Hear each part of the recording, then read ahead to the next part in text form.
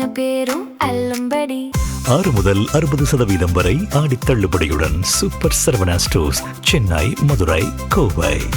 ஐயா, காவிரி விவகாரத்திற்காக முதலமைச்சர் விஜய் அவர்கள் கர்நாடகா செல்ல திட்டமிட்டிருந்தார். அப்படியாக தகவல் வெளியாகிது. அரசாங்கம் அதிகாரப்பூர்வமாக அறிவிக்கவில்லை. திடீரென கர்நாடக முதலமைச்சர் டி.கே. சிவகுமார் அவர்கள் விஜய் அவர்கள் இங்கு வர வேண்டாம். கர்நாடக தொடர்புடையது மட்டுமல்ல, எந்த ஒன்றிலும் குழப்புவதுதான் விஜயினுடைய பழக்கம்.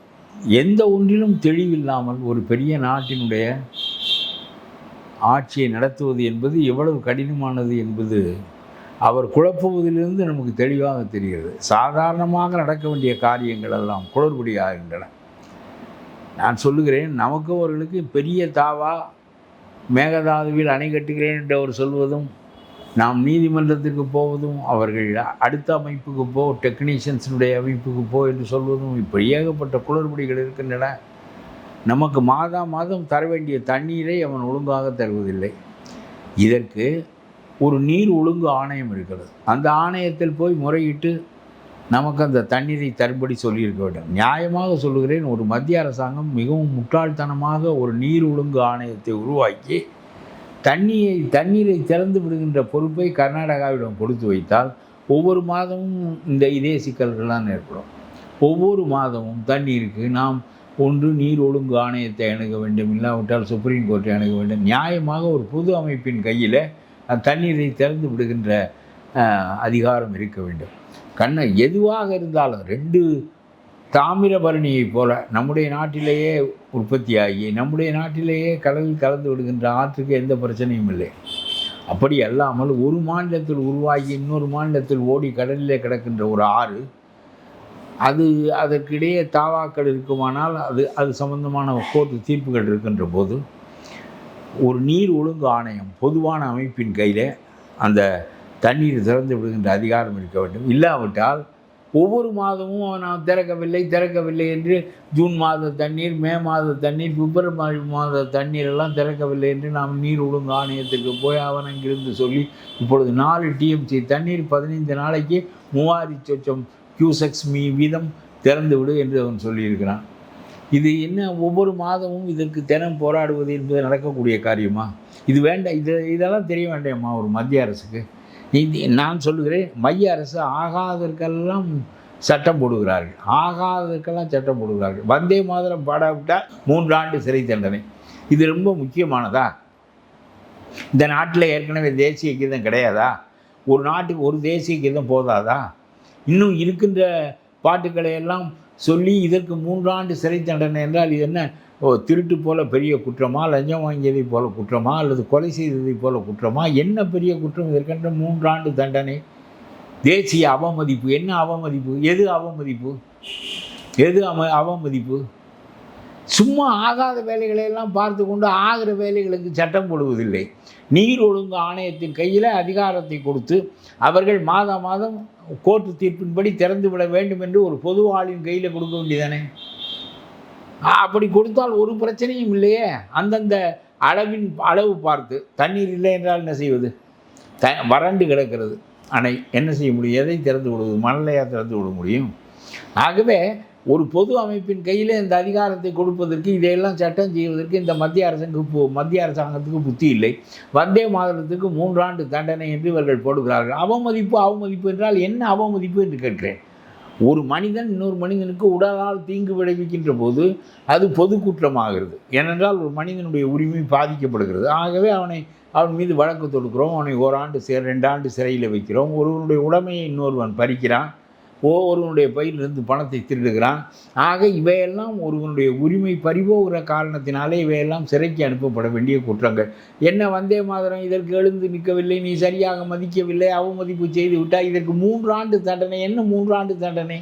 ஒரு 1000 ரூபாய் அபராதம் போடு, அதை விட்டு 3 ஆண்டு தண்டனை என்றால் இதுக்கு என்ன பொருள் இருக்கிறது என்று கேட்கிறேன். வரம்புக்கு மீறிய தண்டனைகள், அதாவது குற்றத்தின் தன்மைக்கு பொருந்தாத தண்டனைகள் முட்டாள்களின் நாட்டிலே தான் நடக்கும். குற்றம் என்பது ரொம்ப அற்பமாக இருந்து தண்டனை என்பது ரொம்ப கொடுமையானதாக இருந்தால் அது முட்டாள்களின் நாடு என்று பொருள். எப்பொழுதுமே சைக்கிளிலே நீங்கள் ஒன்வேயிலே போகிறாய், நோ என்ட்ரியில் போகிறாய், போகக்கூடாத தடுக்கப்பட்ட பாதையில் நீ மிதிவண்டியிலோ சைக்கிளிலோ போகிற, ஒரு 50 ரூபா எவராது விதி, 100 ரூபா எவராது விதி, 3 ஆண்டு சிறை தண்டனை என்றால் இது முட்டாள்களின் நாடு என்று சொல்லுவான். குற்றத்தின் தன்மைக்கு பொருத்தம் இல்லாமல் தண்டனை வழங்குகின்ற நாடு முட்டாள்களின் நாடு. இது என்ன பெரிய, யாருக்கு தீங்கு விளைந்தது, யாருக்கு உடலில் காயம் ஏற்பட்டது, இல்லை யாருடைய உடைமை பறிபோனது, இல்லை யார் வீட்டில் எவன் போய் திருடினான், நீயாக ஒன்று மதிப்புக்குரியது என்று வைத்துக் கொள்கிறாய், அது அவமதிக்கப்பட்டது என்று சொல்லுகிறாய், இதற்கு 3 ஆண்டு என்று சொல்கிறாய். 3 ஆண்டு என்ற மனித வாழ்க்கையில் அவ்வளவு எளிதான காலமா என்று கேட்கிறேன் நான். 3 ஆண்டு என்ன, வாழுகின்ற காலம் ஒரு 30-40 ஆண்டுகள் இடையில், 20 ஆண்டுகள் அறியாமையில் கழிகிறது, பின் 20 ஆண்டுகள் இயலாமையில் கழிகிறது, 40-30 ஆண்டுகள் இடையில் இருக்கின்றன. இதில் 3 ஆண்டுகளை வெறும் அவன் எழுந்து நிற்கவில்லை, அவன் உட்கார்ந்திருந்தான், இல்லாவிட்டால் அவன் பாடவில்லை. ஆகவே அவனை 3 ஆண்டு சிறையிலே வை என்று சொன்னால் இது நாடா என்று கேட்கிறேன். மத்திய அரசாங்கம் இத்தனை எம்பிக்களும் இதற்கு கை தூக்குகிறார்களே, ஒருவனாவது இதை கேள்வி கேட்க வேண்டாமா? உட்கட்சி ஜனநாயகம் இந்த நாட்டில் கிடையாது. ஒரு தலைவன் முடிவு செய்து விட்டால் உடனே கை தூக்குவதற்குத்தான் இந்த எம்பிக்கள் எல்லாம் இருக்கிறார்களே தவிர ஒருவனாவது இது குறித்து விவாதிக்க முடியுமா? அமெரிக்காவில் ஆளுங்கட்சிக்காரன் கொண்டு வருகிற தீர்மானத்திற்கு எதிர்கட்சிக்காரன் ஓட்டு போடுவான், ஆளுங்கட்சிக்காரன் எதிர்த்து போடுவான். அதுதான் ஜனநாயகம், அதுதான் ஜனநாயகம். ட்ரம்ப் கொண்டு வருகிற தீர்மானத்துக்கு ட்ரம்ப் கட்சிக்காரன் எதிர்த்து போடுவான், எதிர்கட்சிக்காரன் ஆதரித்து போடுவான். இங்கே இதெல்லாம் கொள்ளா வைத்து தடுக்கப்படுகிறது. இது என்ன ஜனநாயகம்? ஒரு விளங்காத ஜனநாயகம் இந்த ஜனநாயகம். ஜெர்மனியில் இருப்பது போல் ரெப்ரசன்டேட்டிவ் நேச்சர் உள்ள ஜனநாயகமாக இருந்தால் பிரதிநிதித்துவ முறையில் ஒழுங்காக வாக்குகள் விழுகும். கம்யூனிஸ்ட் கட்சியைப் போல ஒரு கொள்கை உள்ள கட்சிகளெல்லாம் அவர்களும் சில வாக்குகளை வாங்க முடியும், சில உறுப்பினர்களை அனுப்ப முடியும். இப்பொழுது அவன் திமுகவை தொங்க வேண்டும், இல்லாவிட்டால் அதிமுக காலை நக்க வேண்டும், இல்லாவிட்டால் 2 பேர் வர முடியாது. இது ரொம்ப எந்த ஒன்றை சிந்திக்க வேண்டிய எதையும் சிந்திக்கக்கூடியவர்களாக மத்தியிலும் இல்லை, மாநிலத்திலும் இல்லை. அதனால் இதை வந்தே மாநிலத்துக்கு போய் 3 ஆண்டு போடுவதும், நீர் திறந்து விடுகிற அதிகாரத்தை எதிர்கையிலேயே கொடுப்பதும், கர்நாடகத்துக்காரன் கையிலே கொடுப்பது. அவன் எப்படி திறப்பான்? அவன் திறக்க மாட்டான். அதற்கு பிறகு அங்கிருந்து நீர் ஆணையத்திற்கு போக வேண்டும், நீர் ஆணையம் உத்தரவு போடணும். எதுக்கு சுற்றி வந்து செய்கின்ற வேலை? இதை நீனே செய் என்று சொல்கிறேன் நான். மாதம் கோர்ட்டில் தீர்ப்பு இருக்கிறது. ஜூனுக்கு எவ்வளோ கொடுக்க வேண்டும், ஜூலைக்கு எவ்வளோ கொடுக்க வேண்டும், 4 டிஎம்சியா 7 டிஎம்சியா 10,000 கியூசக்கா எவ்வளவு என்று இருக்கிறது. அதன்படி திறந்து விட்டு பொது ஆளாக இருந்து அது இதுக்கு அவனுக்கு உள்ளதே அவனுக்கு கொடு, எங்களுக்கு உள்ளதே எங்களுக்கு கொடு, யாருக்கும் நீ தீங்கு செய்ய வேண்டாம், நடுநிலையோடு நடந்து கொள்ள, அதில் ஒன்றும் இல்லை. அதை அவன் கையில் கொடுத்து விட்டு அவன் திறக்க மாட்டேன் என்கிறான். இப்பொழுது திரை என்று நீ உத்தரவு போட்டால் கலகம் செய்கிறான். இந்த விஜய்க்கு ஒரு தனக்கு யோசனை இருக்க வேண்டும், இல்லை யோசனை உள்ளவனை வைத்துக் கொள்ள வேண்டும். தனக்காகவும் யோசனை கிடையாது, யோசனை உள்ளவனையும் வைத்துக் கொள்வது கிடையாது. அவனுக்கு கால் ஷீட் பார்க்குறவன் ஆலோசகன், இல்லை என்றால் ஜோதிடன் ஆலோசகன், இல்லை என்றால் இந்த ஜான் ஆரோக்கியசாமி, இந்த லாட்ரி சீட்டுக்காரன், இவர்கள் தான் பக்கத்தில் இருக்கிற அரசியல் ஆலோசகர்கள். என்ன யோசனை சொல்வார்கள் இவர்கள்? எதுக்கு பெரிய பகை, பெரிய மோசமான நிலைமை நமக்கும் அவனுக்கும் உறவு நிலவுகிறது. நீ காங்கிரஸ்காரனோடு கூட்டு வைக்க மாட்டேன் என்று சொல்ல வேண்டும். காவிரிக்கு தண்ணீரை தருவதற்கு மறுக்கிறாய், எங்களோடு பகை பாராட்டுகிறாய், உன்னோடு என்ன நாங்கள் கூட்டு சேர்ந்து உன்னுடைய 4-2 இடங்கள் எங்களுக்கு எதுக்கு, என்னுடைய இடம் உனக்கு எதற்கு என்று கேட்க வேண்டிய நிலைக்கு மாறாக நீ அவனை சேர்த்து வைத்துக் கொள்கிறாய். ராஜீவ்காந்தி நாளைக்கு வரப்போகிறார், என்ன பேசுவார்? ராகுல் காந்தி வரப்போகிறாரு, அவர் என்ன பேசுவார்? ஒரு தேசிய கட்சி நதிநீர் கொள்கைகளுக்கு ஒரு திட்டவட்டமான வரையறை கிடையாது, அதை வகுத்து கொள்ள கிடையாது. கம்யூனிஸ்ட் கட்சி கிடையாது, பாரதிய ஜனதா கிடையாது, காங்கிரஸ் கட்சி கிடையாது, 50 ஆண்டுகளாக கிடையாது, 80 ஆண்டுகளாக கிடையாது. இங்கே உள்ளவன் தண்ணீரை விடு என்று தேசிய கட்சி சொல்வான், அங்கே உள்ளவன் விடாது என்று சொல்வான். இது ஒரு பேச்சா? இதற்கு என்ன தேசிய கட்சி? நீனும் மாநில கட்சியாக ஆகு. மாநில கட்சி என்றால் நம்முடைய உரிமைகளை வரையறுத்து வைத்துக் கொள்ளலாம், நம்முடைய எல்லைகளுக்குள் முரண் இருக்காது. ஆகவே இது ரொம்ப முட்டாள்தனமாக செய்கிறார்கள். வேறு யார் கர்நாடகாவுக்கு போக சொன்னார்கள்? எம்ஜிஆர் போனாராம், அதனால் இவரும் போகிறாராம். எம்ஜிஆர் என்ன செஞ்சாரோ அவ்வளதையும் செய்ய வேண்டும் என்று சொல்லிக் கொடுத்து இன்னொரு எம்ஜிஆராக அவரை ஆக்குவதற்கு இதுதான் இவர்கள் சொல்லிக் கொடுக்குற ஸ்ட்ராட்டஜி, தந்திரம் என்று சொல்லிக் கொடுக்குறானே. இந்த 5 கோடி 10 கோடி எல்லாம் பணம் வாங்கி கொண்டு இந்த ஜான் ஆரோக்கியசாமி போன்ற முட்டாள்களெல்லாம் இதைத்தான் சொல்லிக் கொடுப்பார்கள். வேறு என்ன சொல்லிக் கொடுப்பார்கள்?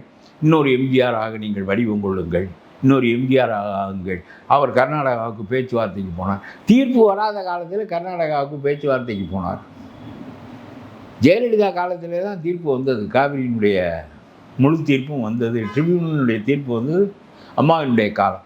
அந்த காலகட்டத்திற்கு பிறகு விவகாரம் முற்றி போயிருக்கிற போது புதிய அணை கட்டுகிறேன் என்று சொல்லுகிற போது நாம் போனால் சரியாக இருக்குமா? அவன் மேற்கொண்டு இருப்பது போதாது என்று புதிய அணை வேறு கட்டுகிறேன் என்கிறார் என்று சொல்லுவான். போய் என்ன பண்ணுவாய்? இது எம்ஜிஆர் போனார், அவர் போய் டிஃபன் சாப்பிட்டார், நாமும் போய் டிஃபன் சாப்பிடுவோம். அவர் செய்ததெல்லாம் நாம் செய்தால் நாம் இன்னொரு எம்ஜிஆராக ஆகிவிடலாம். அவருக்கு காமன் சென்ஸ் இருந்தது, உனக்கு இல்லையே. அவர் அரசியலோடு சேர்ந்து வளர்ந்தவர் அல்லவா, அவருக்கு கொள்கைகள் தெரியுமே. அவர் உன்னை போல தினத்தந்தி மட்டும் படிக்கிறவர் இல்லையே, அவர் எல்லாவற்றையும் படிப்பார். அண்ணா எழுதுவதை படிப்பார், மற்றவர்கள் எழுதுவதை படிப்பார், எல்லாமே தெரியுமே அவருக்கு.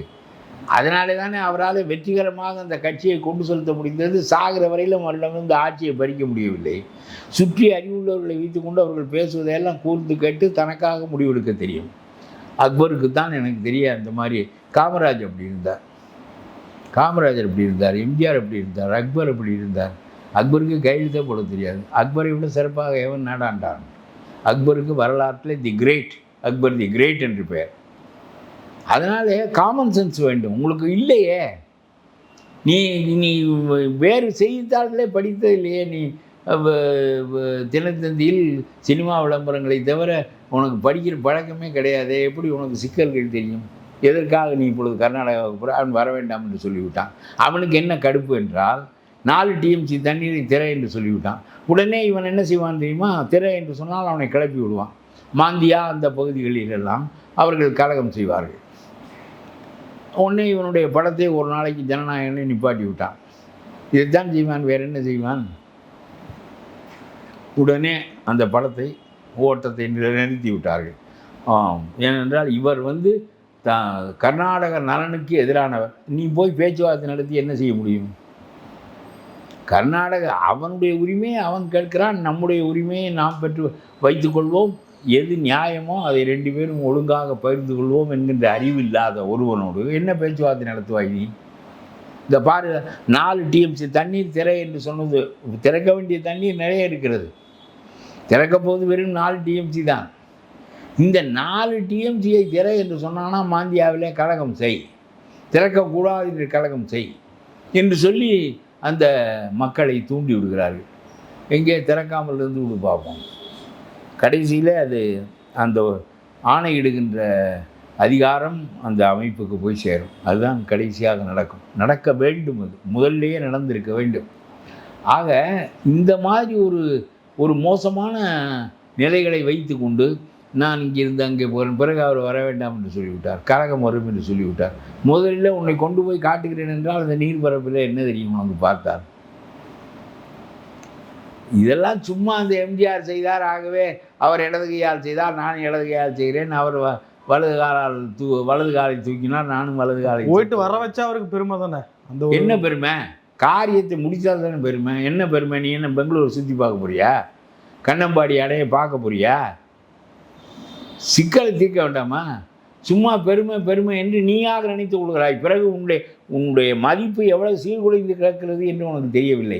ஏதோ நீ ஊழல் செய்ய மாட்டேன் என்று சொல்வதும், இன்னமும் நீ நேரடியாக ஊழலில் இறக்காததும், உன்னை சுற்றி இருக்கிறவர்களை ஓரளவுக்கு கட்டுக்குள் வைத்திருப்பதும் உன்னுடைய மரியாதையை இந்த அளவுக்கு காப்பாற்றி கொண்டிருக்கிறது. ஒன்றும் தெரியவில்லை உனக்கு, எந்த ஒன்றையும் முடிவெடுக்க முடியவில்லை. அரசியல் என்பது லஞ்சம் வாங்காதது என்பது இயல்பு. இது எனக்கு இதை போய் பெருசாக ஏன் நாட்டில் பேச வேண்டியிருக்கிறது என்றால், பெண் படித்திருக்கிறாளா என்று கேட்பார்கள், அழகாக இருப்பாளா என்று கேட்பார்கள், நல்ல குணவதியா என்று கேட்பார்கள். ஒரு பெண்ணை தீர்மானிப்பதற்கு முன்பு அவள் கற்புடையவளா என்று கேட்பதில்லை. ஏனென்றால் கற்பு இயற்கையானது. அவள் எல்லா பெண்களும் கற்பாகத்தான் இருப்பார்கள். கற்பாக இல்லாத ஒருத்தி மணந்து கொள்ள முன்வர மாட்டாள், அவள் வேறு வாழ்க்கைக்கு போய்விடுவாள். அதுபோல் ஆட்சியாளன் எல்லோருமே யோக்கியனாக இருப்பான் என்பது, பெண் கற்பாக இருப்பாள் என்பது போல எதிர்பார்க்கப்படத்தக்கது. ஆனால் இந்த ஸ்டாலின் மற்ற ஆட்சியாளர்கள் எல்லோரும் அயோக்கியத்தனமாக ஊழலிலே புரண்ட காரணத்தினாலே அது ஒரு தகுதியாகிவிட்டது. சரி, 50 ஆண்டுகளாக நம்மால் நீக்க முடியாத ஒரு குறைபாடு இப்பொழுது இவர் ஆட்சிக்கு வந்திருப்பதால் அது நீக்கப்படும் என்று ஒரு நம்பிக்கை நமக்கு வருகிறது. என்றால் அவர் இடைவிடாமல் சொல்லுகிறார். ஆனால் அதில் எவ்வளோ முரண்கள் இருக்குன்னு உனக்கு போதிய எண்ணிக்கை இல்லை என்றவுடன் நீ எதிர்க்கட்சிகளிடம் போய் உனக்கு போதிய எண்ணிக்கை இல்லை என்றவுடன் எதிர்க்கட்சியிடம் போய் தப்பான வழிமுறையில் அவனை ஓட்டு போட வைப்பதற்கு கூட்டி வருகிறாய். அவனுடைய வழக்குகளை அமைக்கிக் கொள்கிறேன் என்று சொல்லி பதவியை ராஜினாமா செய்ய வைக்கிறாய். இந்த சிவி சண்முகம், இந்த புதுக்கோட்டை குட்கா விஜயபாஸ்கர், இது மாதிரி மோசமான அயோக்கியர்கள் எல்லாம் கொண்டு வந்து கட்சியில் சேர்ந்து கொண்டு என்ன செய்வது? அவர்களால் என்ன தூய யோவான்களா? அப்படியானால் அவர்களுக்கு ஒரு தேவை இருக்கிறது. அவனுடைய ராஜினாமா அவனுடைய எம்எல்ஏ பதவி எதற்காக ராஜினாமா செய்கிறான்? உனக்கு நிற்பதற்கு வசதியாகத்தானே. அப்படியானால் அவனுக்கு நீ ஒரு காரியம் செய்து கொடுக்க வேண்டும் அல்லவா? அவன் என்ன கோருகிறான்? என்னுடைய வழக்குகளை அமைக்கி வைத்துக்கொள், உன்னுடைய 5 ஆண்டு காலத்தில் இதை பெரித்து கொடுத்தாதே, நான் இப்படியே ஒரு 15 ஆண்டுகளை கழித்து விட்டு நான் போய் சேர்ந்து விடுகிறேன், என்னுடைய சொத்துக்கள் பாதுகாக்கப்பட்டுவிடும். இதை தான் உன்னை கேட்கிறேன். இப்போ அது என்ன, செந்தில் பாலாஜியினுடைய வழக்குகள் மட்டும் உனக்கு கசக்கும், செந்தில் பாலாஜி செய்கிற ஊழல் மட்டும் உனக்கு கசக்கும், வேலுமணி செய்கின்ற ஊழல் கசக்காதா, சிவி சண்முகம் ஊழல் கசக்காதா, குட்கா விஜயபாஸ்கர் ஊழல் கசக்காதா? அது என்ன இரட்டை அளவுகோல்? இவையெல்லாம் உன்னுடைய குறைபாடுகளாக இருந்து தொலைத்தாலும் ஒரு அரசியல் முடிவுகளை சரியாக எடுக்க தெரிய வேண்டும். நாட்டில் தொகுதி வரையறை என்ற ஒரு பெரிய பூதம் ஒன்று காத்து கொண்டிருக்கிறது. அந்த பூதம் வெளிப்படுகின்ற போது, பாராளுமன்றத்தில் அது சட்டமாகின்ற போது, இந்தியாவில் 5 மாநிலங்கள் 50% இடங்களை பெற்றிருக்கும். புரிகிறதா? 5 மாநிலங்கள், உத்தரப்பிரதேசம், பீகார், ராஜஸ்தான், மத்திய பிரதேசம் என்று 5 மாநிலங்கள் 50% இடங்களை 800 பாராளுமன்ற உறுப்பினர்களில் 400 பாராளுமன்ற உறுப்பினர்கள் அவர்கள் இருப்பார்கள். 24 மாநிலங்களும் சேர்ந்து 50% இருப்போம். 800க்கு 400 இருப்போம். புரிகிறதா? நாம் என்ன செய்ய முடியும்? இந்தியா என்பது பாரதம், பாரதம் என்பது உத்தரப்பிரதேசம் என்பது நிலைநாட்டப்படும். இதைத்தான் செய்ய போகிறார் அவர்.